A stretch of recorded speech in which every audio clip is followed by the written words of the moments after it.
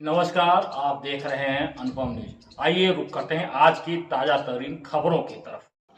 खबर जनपद मिर्जापुर से अहिल्याबाई होलकर त्रिशताब्दी स्मृति अभियान की प्रेस वार्ता में शामिल हुए नोएडा विधायक पंकज सिंह मां विंध्यवासिनी के दर्शन कर लिया आशीर्वाद। मिर्जापुर के नगर विधायक पंडित रत्नाकर मिश्र के साथ नोएडा के विधायक व उत्तर प्रदेश भारतीय जनता पार्टी के उपाध्यक्ष पंकज सिंह ने नगर स्थित भारतीय जनता पार्टी कार्यालय में आयोजित पूरी लोक अहिल्याबाई होलकर त्रिशताब्दी स्मृति अभियान की प्रेस वार्ता में मुख्य अतिथि के रूप में भाग लिया। उक्त अवसर पर उन्होंने अभियान के उद्देश्यों और महत्व पर प्रकाश डाला। इसके पश्चात पंकज सिंह, जो रक्षा मंत्री राजनाथ सिंह के पुत्र हैं, ने विंध्याचल में आदिशक्ति जगत जननी मां विंध्यवासिनी देवी के दरबार में मत्था टेक दर्शन पूजन कर आशीर्वाद प्राप्त किया। दर्शन के बाद उन्होंने अपने प्रतिष्ठान होटल रत्नाकर में स्थानीय नेताओं और कार्यकर्ताओं के साथ अनौपचारिक वार्ता भी की, जिसमें क्षेत्रीय विकास और पार्टी के आगामी कार्यक्रमों पर भी चर्चा की गई। उक्त कार्यक्रम में स्थानीय भाजपा कार्यकर्ताओं और समर्थकों की भारी उपस्थिति दिखाई पड़ी। रत्नाकर मिश्र ने पंकज सिंह के आगमन पर उनका स्वागत किया और क्षेत्र में विकास में उनके सहयोग की सराहना भी की। मुख्य अतिथि ने वार्ता के दौरान कहा कि भाजपा पूरे देश में माता अहिल्याबाई होलकर की जन्म त्रिशताब्दी वर्ष स्मृति में अहिल्याबाई वीरांगना के रूप में 21 मई से 31 मई 2025 तक मनाया जाएगा। माता अहिल्याबाई होलकर का जन्म 31 मई 1725 को महाराष्ट्र के औरंगाबाद के बीड़ तालुका के एक छोटे से गांव में चौड़ी में पिता मनकोजी और माता सुशीला दे शिंदे के घर हुआ था। देश को एक दिशा दिखाने वाली दीपशिखा ने हर परिस्थिति में विजय प्राप्त कर धर्म एवं मानवता को सर्वप्रथम रखकर अपने विचारों और सुदृढ़ता सरलता पूर्वक समाज को पहुंचाया। यह वर्ष पूर्ण श्लोक रानी अहिल्याबाई होलकर की 300वीं जयंती वर्ष है। देश के प्रधानमंत्री ने काशी विश्वनाथ कॉरिडोर में उनकी प्रतिमा स्थापित करते हुए बताया कि पूर्ण श्लोक रानी अहिल्याबाई होलकर काशी विश्वनाथ से लेकर सोमनाथ तक अनेक मंदिरों का जीर्णोद्धार कराया जाएगा। प्राचीनता और आधुनिकता का संगम जो उनके जीवन में था, आज देश उसे आदर्श मानकर आगे बढ़ रहा है।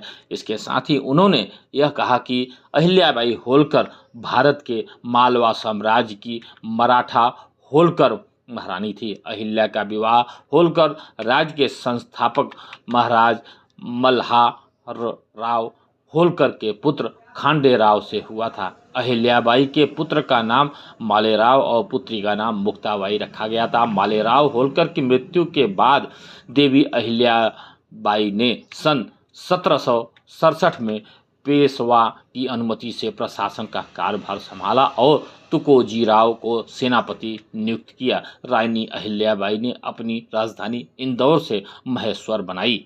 उन्होंने कहा कि त्रिशताब्दी वर्ष पर जिले के प्रत्येक विधानसभा स्तर, जिला पंचायत, ब्लॉक स्तर 21 मई 25 से आरंभ होकर 31 मई 2025 तक भिन्न भिन्न प्रकार के कार्यक्रम चलेगा। इसी कार्यक्रम के मुख्य अतिथि अहिल्याबाई होलकर त्रिशताब्दी वर्ष जिला बैठक में जिला पदाधिकारी, मंडल अध्यक्ष, मंडल प्रभारी, महिला मोर्चा के अध्यक्ष एवं महामंत्री व अभियान के जिला टोली भी संबोधित किए। इसी क्रम में मुख्य अतिथि ने लायंस स्कूल लालडिगी सभागार में एक राष्ट्र एक चुनाव पर आयोजित संगोष्ठी में प्रतिभाग किया।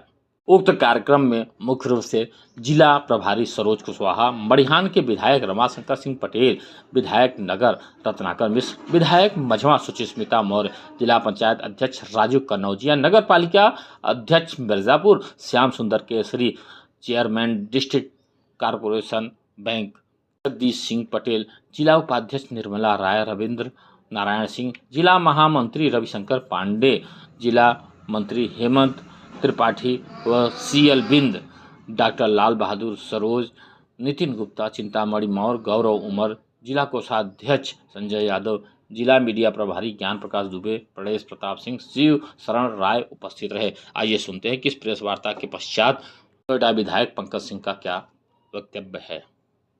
आकर माँ विंध्यवासिनी के चरणों में सिर झुकाकर उनका आशीर्वाद प्राप्त किया। उसके बाद अनेक कार्यक्रम, वन नेशन वन इलेक्शन को लेकर एक संगोष्ठी और आप सब लोगों के साथ ये चर्चा बातचीत माता अहिल्याबाई के पूरे जो जन्म जयंती पर अगले 10 दिन जो पार्टी कार्यक्रम करने वाली है उसके विषय में भी पार्टी के कार्यकर्ताओं के साथ बातचीत और एक बैठक करके आगे का रोड मैप तैयार किया। अच्छा, अभी पहलगाम के बाद जो भारत में कार्रवाई बड़ा ही अलग तरीके का रोल प्ले कर रहा है, जबकि उस समय साथ में था। तो क्या कहेंगे इस तरीके से ट्रम्प को लेकर विपक्ष से निशाना साध रहा है पार्टी को, प्रधानमंत्री को? क्या देखिए, इस पर मुझे लगता है कि हमारे प्रधानमंत्री जी ने देश के नाम संबोधन किया है, रक्षा मंत्री जी ने कहा है, सेना के अधिकारियों ने इस पर बहुत ही स्पेसिफिक इस पर जितनी जानकारी देनी थी इन सब जानकारी उन्होंने दी है। उसके बाद कोई सवाल रह नहीं जाता, लेकिन उसके बावजूद विपक्ष को ये प्रश्न करना है तो वो करते रहे। ये तो पिछली बार भी जब हुआ था तब भी सबूत मांग रहे थे, लेकिन इस बार तो सेना ने अपना सबूत भी दिखा दिया है। लेकिन और क्या कहा जाए, लेकिन हमारे सेना ने बहुत साफ तौर पर दो टूक शब्दों में इन सब चीजों को क्लियर कर दिया। 2 घंटे पहले ट्वीट आना कश्मीर को लेकर कहना कि मध्यस्थता करेंगे। कश्मीर से जबकि ये शुरू से रहा है कि भारत कश्मीर के मामले में किसी की नहीं सुनता है।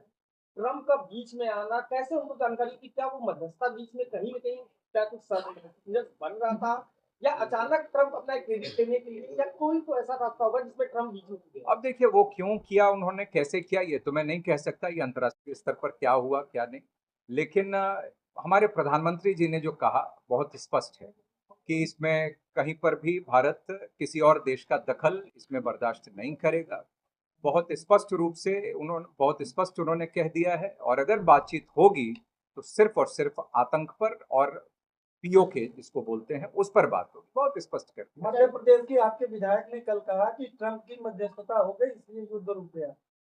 अब कौन क्या कहता है, देखिए हमारे प्रधान, उस पर मैं नहीं जाना चाहता। जो हमारे प्रधानमंत्री जी ने कहा, जो हमारी सेना ने कहा, मुझे लगता है कि उसके बाद किसी और के कुछ कहने न कहने का कोई औचित्य मतलब नहीं। मौका सही था सर, मौका सही था, 3 दिन तो चला। क्या ये लोगों की एक उम्मीद जगी थी कि इस बार पाकिस्तान तबाह होने जा रहा है? अचानक बीच में सीज़फायर होता है, ट्रम्प का आता है, उसके बाद अपने सरकार का आता है। क्या लगता नहीं है कि इसको और अगर हम थोड़ा-सा वो करते तो शायद आज पाकिस्तान को देखिए, ये चल पा रहा है हल्का सा, वो भी खत्म हो ये बहुत ही संवेदनशील मुद्दा है। ये बहुत, इसीलिए कोई बहुत ही राजनीतिक बयान में सिर्फ बोलने के लिए बोल देना ये उचित नहीं होगा। हमारे प्रधानमंत्री जी ने बहुत साफ कहा। प्रधानमंत्री जी, रक्षा मंत्री जी वहाँ सेना के जवानों के बीच में भी गए और उसके बाद यह भी हम लोगों ने साफ साफ तौर पर देखा है कि कैसे उनके एयरबेस तबाह किए गए, कैसे पाकिस्तान की बोलती बंद हो गई। आज चारों तरफ विश्व भर में वो घूम रहा है शरण मांगता हुआ कि कैसे भारत के सेना के पराक्रम और शौर्य के सामने वो कैसे वो अपनी इज्जत बचा पाए पाकिस्तान, इसके लिए चारों तरफ दौड़ रहा है। ये हम सब देख रहे हैं। प्रधानमंत्री डिप्टी सीएम को लेकर जिस तरीके की घेरने की बात उठाई जा रही है, क्या स्टैंड है क्या सीएम को लेकर? यादव सोशल मीडिया पे एक ट्वीट किया था अखिलेश यादव, उनकी पार्टी के हैंडल तक टूट गया। देखिए, अभी पूरा क्या विषय, क्योंकि मैं अभी कार्यक्रम में था, मुझे इसकी जानकारी मुझे नहीं है। लेकिन ये सब लड़ाई चली, लेकिन इस स्तर पे राजनीति को लेकर जाना कि अब नहीं, किसी राजनीति में ही नहीं, कहीं पर भी मर्यादा बनी रहनी चाहिए। एक सामाजिक राजनीतिक एक जो शिष्टाचार है वो बने रहना चाहिए, स्तर के नीचे नहीं जाना चाहिए। लेकिन समाजवादी पार्टी से उम्मीद भी क्या की जा सकती है। उत्तर प्रदेश में सर राजनाथ सिंह का एक बड़ा नाम रहा है, आप लोग बड़ा चेहरा के रूप में देखा जा सकता है। क्या कुल रूप से आप जैसे अभी तक नोएडा में है, प्रदेश के उपाध्यक्ष है, क्या उत्तर प्रदेश में बड़ी भूमिका के रूप में आने वाले समय में पंकज जी को देखा जा रहा है? पार्टी में सब भूमिका बराबर है, कोई बड़ा छोटा नहीं, सब कार्यकर्ता के सर रूप में काम। एक सवाल है, तो आप प्रदेश अध्यक्ष हैं और आप लोग मिर्जापुर के जिला अध्यक्ष का चुनाव क्यों नहीं? कई जगहों पे रुका पार्ट। अब देखिए, ये तो संगठन का काम है और संगठन अपने आप तो प्रदेश अध्यक्ष है इसलिए आप उपाध्यक्ष हूँ, अध्यक्ष इसका सही जवाब।